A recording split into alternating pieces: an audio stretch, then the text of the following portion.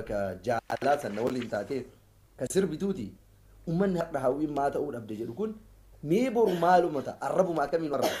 waa meeqa nuun jedha jecha kanaammoo nu dursinee beekna laal sooshaal miidiyaa irra turre ilkeetti buqqisne agarreerra faaruun isaallee eessaa akka ka'u arrabni isaallee eessatti akka dhumatu maal akka sababaa barbaadan maal akka isaan namaan jedhan yoo maal ta'e maal akka jedhan dursinee beekna agarree jirra waan ta'eef jecha soo kanaaf osoma wanti wayii hin dhufin osoma qeeqni badaa wayiillee hin dhufin ijji qaroon dura boossi akkuma jedhamu ijji qaroon ammoo dursitee waan dhufafootti dhufu ka hubattee agartuudha jecha garuu waan tokko isiniif haa himu wanti ani isinii barbaadu yeroo hunda jechaadha nama wayii nama dhuunfa jiraatu wayii eenyuun iyyuu ta'e as jala gara nama 800tu jira anaaf hawwii waliin 800 homaa amantaan jecha warri as jala jirtan kun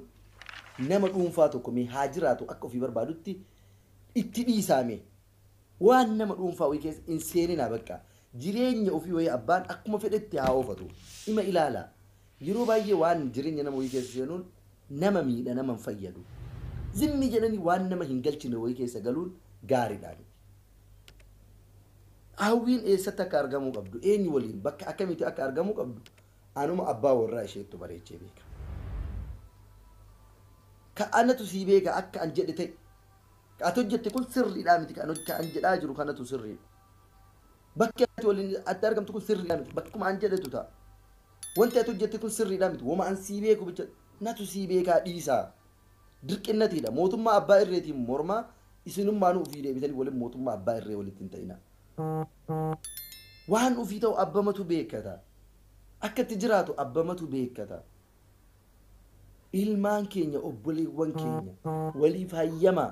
miidiyaa kanarra wal arrabsitan wal qeeqxan wal xiqqeessitan wal caccabsitan ittiin dhaqinaame akka isaa ta'utti abbaan inuma haa jiraatu ሊሰድብህ እስቲ ምን ላውራ ኮሜንት ላይ ጠይቅኝና መልስልሻለሁ ittiin bu'ina akka ofiitti jiraatutti abbaan haa jiraatu atis isinis diimaanis gurraachis ilmaan keenya waan nu ilaallatu dhiisne waan nu ilaallannetti yeroo keenya akka hin gubne amma mucaa tokkotu koomentii jalatti alaalo hawwiin nasriin hawwii miidhee hawwii akkas godhee maal jennaan koomentii jala kalee saasee jennaan koomentii jala dhaqanii dhugaa jette isatu na awratee hadhaan ga'e isatu ofitti qabee na waliin jiraatee fuudhee waliin har'aannaa ga'e isatu beekaa waa'ee jiruu kootii koomentii jala namni dhaqee dhugaadha jettuun ammoo mee maal waan dhugaa maal dubbate